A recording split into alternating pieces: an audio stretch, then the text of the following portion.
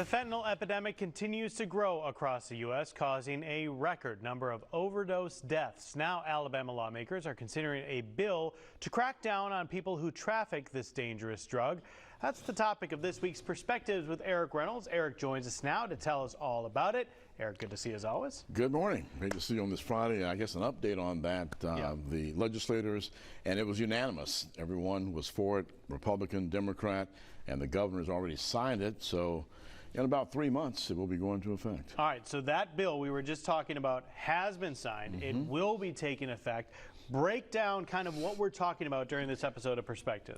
Well, this episode deals with the epidemic. We're talking about the opiates in general, and then what has happened since fentanyl has now become a major player, I guess you could say, in this whole epidemic that's happening. And the sad part is, most of the officials and law enforcement will tell you one pill can kill. And that's why it's so dangerous. And so we've had an increase in the number of overdoses as well as overdose deaths. Sadly, Joe, more than 130 people die every day, overdose death to these fentanyl as well as the opiate in general. Incredibly scary, and what is continuing to be scary too is that has been trickling down into our children and our kids as well at the high school and middle school levels. That's right. We've had a couple of situations here that we've covered locally, and so in this program we talked to a representative from the Drug Education Council giving us sort of an overview of how this area is faring, and of course we had 30,000 pills confiscated just a couple of weeks ago. So we've got an issue here. And we also have a mother who lost her son to an overdose. And so she'll tell us about dealing with the drug issue and addiction in your child's life and how you address it, how you deal with it, and how you get help.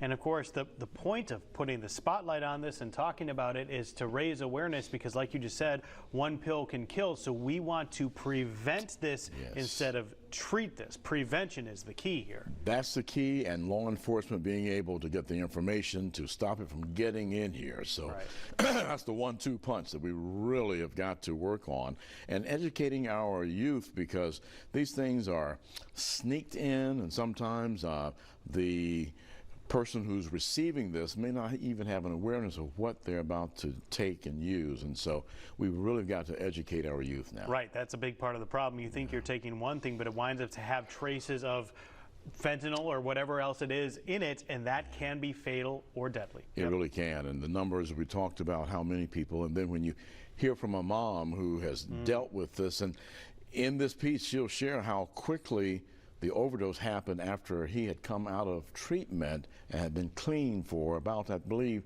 90 to 120 days. Well, hopefully by sharing her story, it can affect more people, be more aware, and not let this happen to others. When can we tune in to listen and watch this episode of Perspective? Please join us tomorrow morning. It is Saturday, tomorrow morning at 9 right here on Fox 10.